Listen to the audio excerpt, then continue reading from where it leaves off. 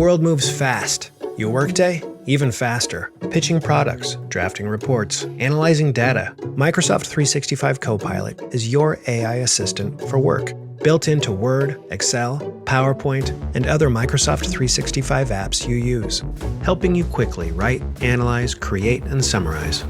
So you can cut through clutter and clear a path to your best work. Learn more at Microsoft.com/M365 Copilot.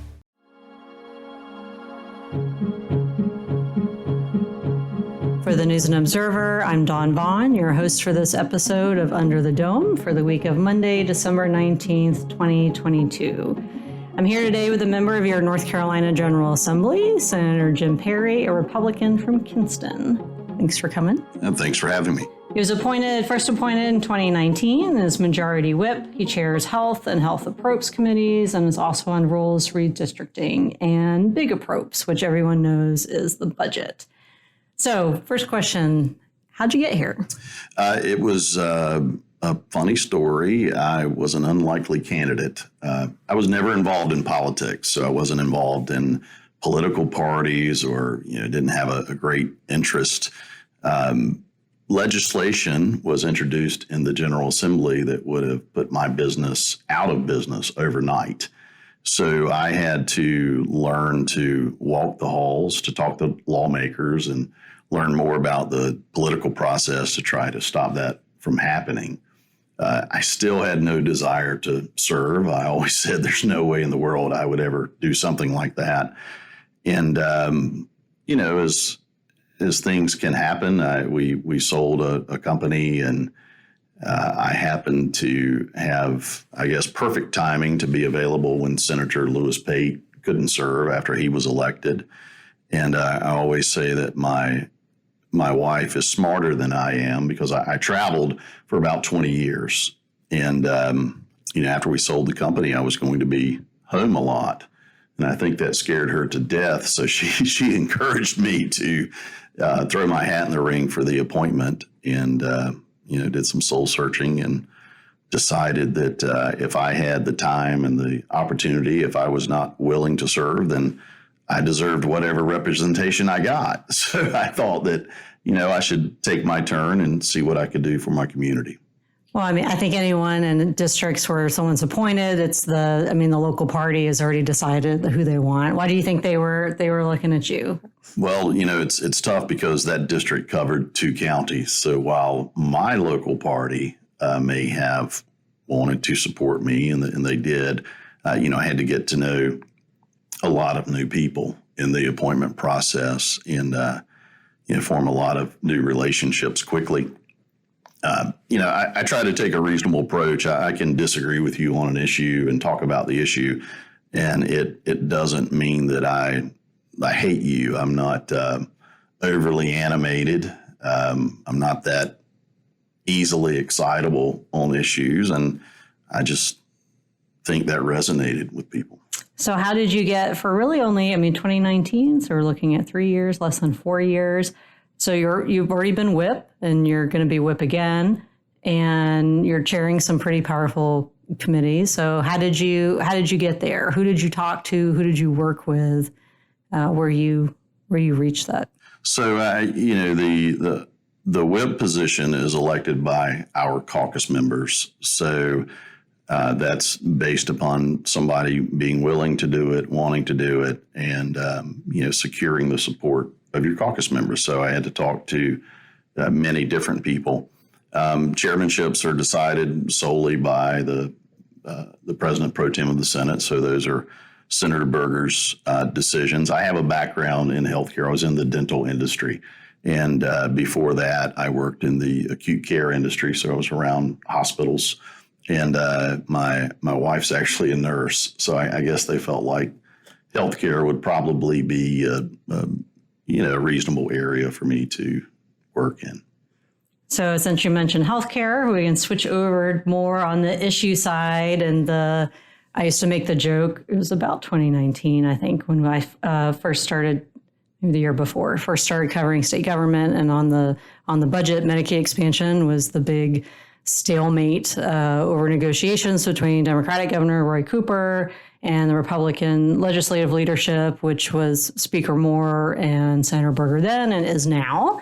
But the change is that everybody likes the idea of Medicaid expansion. It's the how and the convincing. So where do you think we are, we as a state, on the way Medicaid expansion is now, that the House and the Senate are just have different views of what they would want the bill to be and what that's actually going to look like if something's going to pass or not? So that, that's not uncommon that the House and the Senate have different views on legislation. It's not uncommon that individuals up here have different views on issues. I actually think it's pretty healthy. I've learned a lot about Medicaid, having been a chair of Health and Human Services and health care. I've gotten there on a financial front, understanding the financial impact, and that, it impacts everyone. My constituents back home that have commercial insurance, their commercial insurance is more expensive because we haven't expanded Medicaid. Property taxes are higher in these counties that have jails because we haven't expanded Medicaid. Most people don't understand that. The county is on the hook for the health care for everyone in that jail. There's so many nuances. The hospitals have to provide certain levels of charity care. I know that's been a hot topic lately, but they all provide some level of charity care. In addition, if someone shows up and has an emergency by federal law, the hospitals have to stabilize that person. Well, someone's paying that nurse or that doctor, whether the patient can pay or not, and we end up seeing cost shift to other areas. So the more I learned about it and really understood what was going on, everyone has health care today. Everyone. It's just that in some, for some people, it's just catastrophic care, right? So instead of paying for them to go visit a primary care provider twice a year, we wait for them to go into heart failure or, some type of big issue that costs $650,000 instead of $200. So understanding the math behind it, I still have concerns, policy concerns, that most would have on the idea of making someone a healthcare award of the state if they're on a commercial plan today. The idea of providing something for someone who is able to work and is not for their entire life, that does not sit with me. I don't believe in that. I don't think it's good for society. But as I looked at the math and realized that 63% of these people are working today, about 23% are either caring for someone that's disabled or they have some type of, some condition. Maybe they're not declared disabled yet, but they can't work. 7% are students. So when I start doing the math and adding these things up, I realize that those are the people that everyone, conservatives, everyone, and other states, we're fine helping those people. So it's 93% of people in that population that we all say, yeah, okay, I've got no problem with that. It's the 7% where we have sincerely held concerns about whether or not that is good policy. And that's very reasonable to me. But when I look at it and I think, so we're saying it's 93% good, that's an A. And I understand the financial impact on everyone out there who's on commercial insurance. And when I think about the $1.5 billion that, we could have as a state, that helps keep our tax reductions in place that we already have, maybe provide a bridge to some additional ones, maybe provide some money for additional expenses that we see coming or don't see coming. It just, from a fiscal standpoint, I can make it make sense at the state level. I can't tell you it's great fiscal policy at the federal level, but I don't control that. And I feel like as a fiscal conservative, I need to control what expenses I'm able to control in the best interest of our citizens. So how long do you think the divide there on everyone agreeing on like the actual language in the bill? I've seen them come to agreement in the past. It typically takes a while. They are both attorneys, and attorneys tend to do things a certain way. I've seen them reach agreement with the governor, who's also an attorney. It takes a little longer, but I've seen them get there in the past, and I feel like we will get there in the long session. We asked Senator Berger was in Raleigh this past week for just a skeletal session. The House had a session where it was the long farewells, but the Senate was in and out. And Berger basically said that, it's on the list. Where it is on the list is to be determined. But his very first one was the everyone's favorite topic, including mine, the state budget. So we're going to take a quick break, talk a little bit about the budget and other issues coming up with Senator Perry. We'll be right back. Eczema is unpredictable, but you can flare less with Ebglyss, a once-monthly treatment for moderate to severe eczema. After an initial 4-month or longer dosing phase, about 4 in 10 people taking Ebglyss achieved itch relief and clear or almost clear skin at 16 weeks. And most of those people maintain skin that's still more clear at 1 year with monthly dosing. Ebglyss, lebrikizumab LBKZ, a 250 milligram per 2 milliliter injection, is a prescription medicine used to treat adults and children 12 years of age and older who weigh at least 88 pounds or 40 kilograms with moderate to severe eczema, also called atopic dermatitis, that is not well controlled with prescription therapies used on the skin or topicals, or who cannot use topical therapies. Ebglyss can be used with or without topical corticosteroids. Don't use if you're allergic to Ebglyss. Allergic reactions can occur that can be severe. Eye problems can occur. Tell your doctor if you have new or worsening eye problems. You should not receive a live vaccine when treated with Ebglyss. Before starting Ebglyss, tell your doctor if you have a parasitic infection. Ask your doctor about Ebglyss and visit ebglyss.lilly.com or call 1-800-LILY-RX or 1-800-545-5979. You're listening to Under the Dome. I'm News and Observer Politics reporter Dawn Vaughan, here with State Senator Jim Perry, a Kinston Republican. Before the break, we talked about Perry's career in politics, how he got here, and about Medicaid expansion, which is one of the big issues coming up this legislative session that we're about a month out from, maybe a little bit less. So they'll have the day and then come back a few weeks after that. I also mentioned the budget, and you are on approps and, of course, health approps.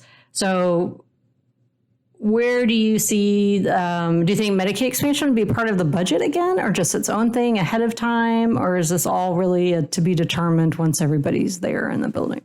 I think that is to be determined about how to handle Medicaid expansion. There would have to be agreement, obviously, for it to finally end up in the budget if it was there. I think you will see, continued discipline on the growth of recurring expenses. And so many people don't understand. They see a pot of money as a surplus and they say, hey, you should put that in X, or, they talk about salaries a lot. You can't use non-recurring funds for recurring expense. All you're doing is digging a hole for yourself. It's like if you win, $10,000 playing bingo on Saturday night and you go buy a car with a payment.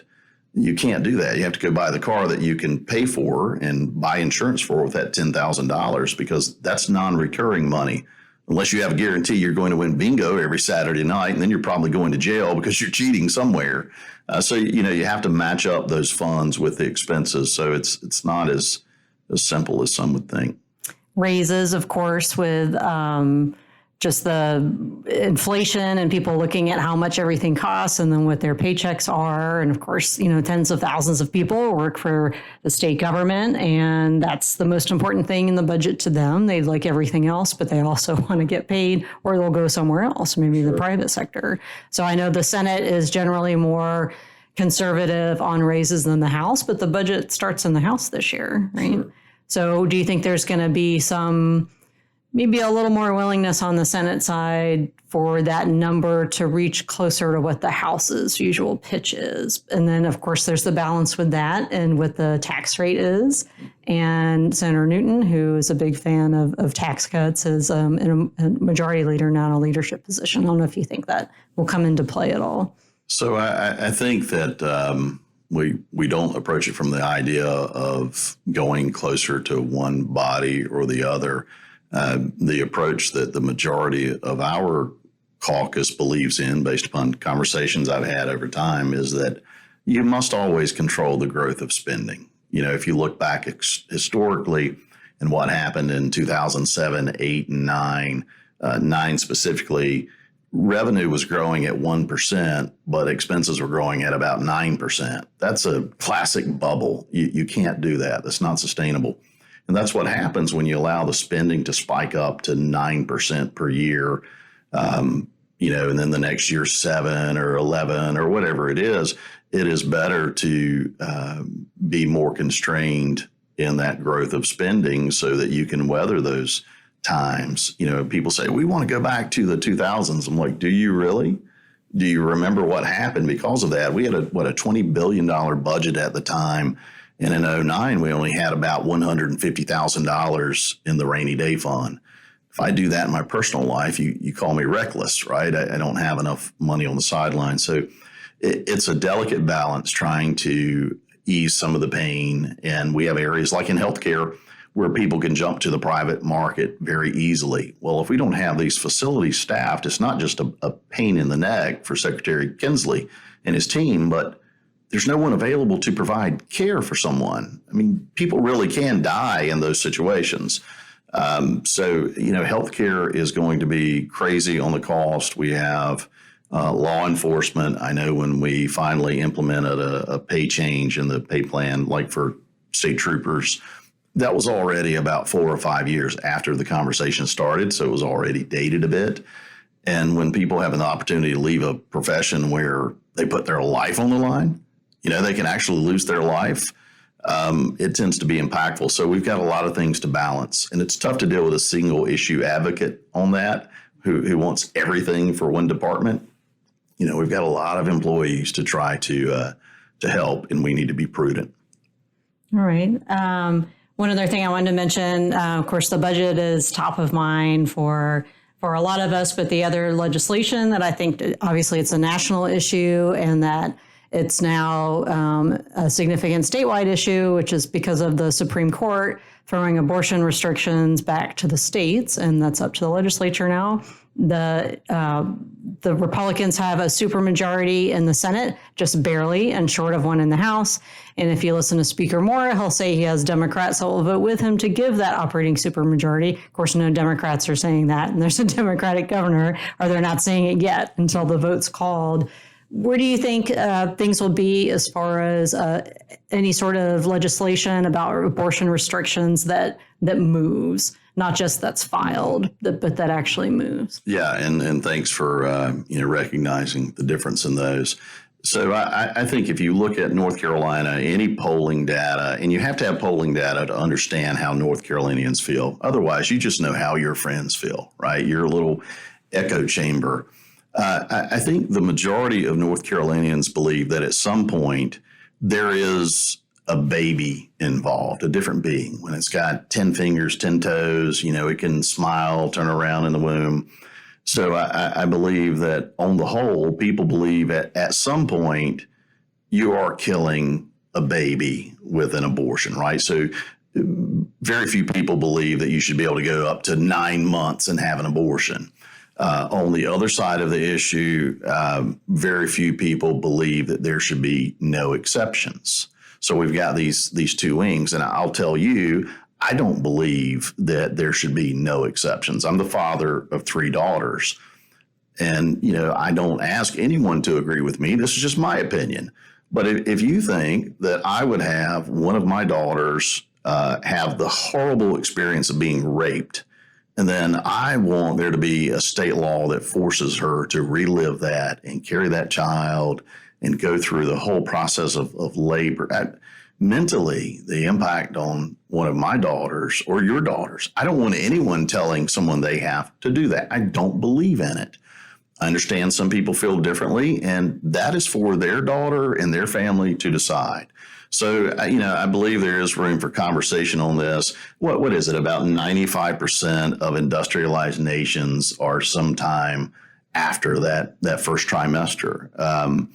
I think if we look at polling data and based on conversations I've had with members, there's a lot of different opinions, but it'd be difficult for me to see anything extreme passing the General Assembly. Do you think it could be just, I mean, it's at 20 weeks now, and when Berger talks about it, he adds, if anything, but also expects there's something to advance. Could there be a lot of arguments and then nothing? Or is that, again, I know it's all like projection. Is that still, it depends on how it pans out on committees and between lawmakers, in their own caucus or publicly? I think it's about discussions amongst individual lawmakers, and I'm not going to get out in front of the caucus on that and prognosticate about what that may be.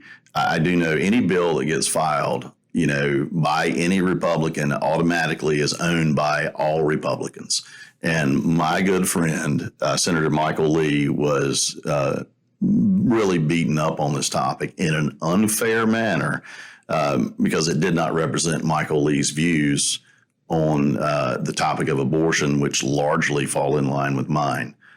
So, we'll be labeled as extremists for even having the conversation, but I do think it's reasonable for people to have differing viewpoints and have the ability to have a conversation. Now, the House will be different. There's more of them. They can file whatever bills they want, maybe, depending on where that moves or not. So before we get to Headliner of the Week, I want to talk a little bit about the House versus the Senate. And you're a little more familiar with the House. Tell us why you are, even though you're senator. So when I had to fight legislation years ago, it had already passed the Senate. So I had to get to know members of the House to fight the legislation then. And I had a new lawmaker in my district who ran against the then House Rules Chairman, and he beat him, and he became my lawmaker. And that is the current majority leader of the House, John Bell. So John was my state rep, and we formed a relationship over time, and I just got to know a lot of members. So, my relationships are probably a little different than what you've seen historically with a lot of the friction. We still have different thoughts on different issues, but we have some underlying history there to lean on, and makes our conversations a little easier. What's something people don't know about John Bell that maybe people in his district know that the state doesn't, or that those of us that know him through the legislative building don't see? Yeah, so that he wouldn't mind you telling publicly and on record for all time. Come on, I know the rules. I know how this works. I wouldn't betray my good friend. So John is actually has become a really avid hunter, and he enjoys hunting. We do spend a lot of time duck hunting together when we can and when we can find it. But he actually just killed a huge black bear. Over 600 pounds, 622 pounds, if I remember correctly. It was his first time going bear hunting, and he had that. That is the kind of luck he has. It's really, really kind of aggravating for that. He never really done a lot of hunting, and that is a monster accomplishment for someone who hunts. Black bear don't really get that large, so it was a big deal. Speaker Moore has a black bear trophy, and Tillis does. So yeah, I think theirs look more like raccoons compared to the one that Leader Bell killed. And Senator Berger has a lot of taxidermy in his office. So do you have any in yours? I do. I have some. Yeah. All right. So on that note, let's segue to our headliner of the week, which maybe a little bit lighter. We've had a run this past month or so of some common topics of headliners. So we'll see if that keeps up. Senator Perry, you go first. Who or what is your headliner of the week? Well, I listen to the podcast, so I am pleased to keep your streak alive. My headliner of the week is the 2022 Lou Groza Place Kicker Award winner from NC State, Christopher Dunn. Such a big deal for a young man from Lexington who has come in and really impacted that program. Been so consistent, just a class act. Very happy for him. I think that's something like his fifth All-America level award that we've seen come out. Just super happy for him. All right. Well, I don't have a sports one because the Hokies aren't very headliney lately. So, but that's great for state. My headliner is in a similar vein of what I've been talking about lately, the holidays, because I'm really into all of that. And it's also about the legislature. The legislative building has a lot of staff that are usually not in headlines or not in speeches on the floor, but they work really hard over there for those of us that spend a lot of time in that building. And the legislative building Christmas decorations, there are 3 trees. There are 2 really large ones. One you can see from outside if you're driving downtown. And there are beautiful wreaths and poinsettias everywhere and greenery and the lighting. And a reminder for those of you who are in the Raleigh area that the legislative building is a public building. It, has business hours and everything, but you can come take a look at that yourself or go see the Capitol tree on the grounds, which was finally lit, even though it was late, which was my headliner last week. But I think the legislative building decorations went up a little earlier because I drove by and had planned to go check those out. So, all right. Well, Senator Perry, thank you for joining me. And maybe once session's in, you'll come back. Sure. Thanks for having me. Or I'll ask Belle to say some things about you. All right. For the News and Observer, I'm Dawn Vaughan. Thanks for listening, and we'll talk to you next time. For more from our politics team, subscribe to the News and Observer at newsobserver.com/subscribe. Follow us on Twitter at Under the Dome and NC Insider, and sign up for our weekly political newsletter, also called Under the Dome, at newsobserver.com/newsletters. Thanks for listening.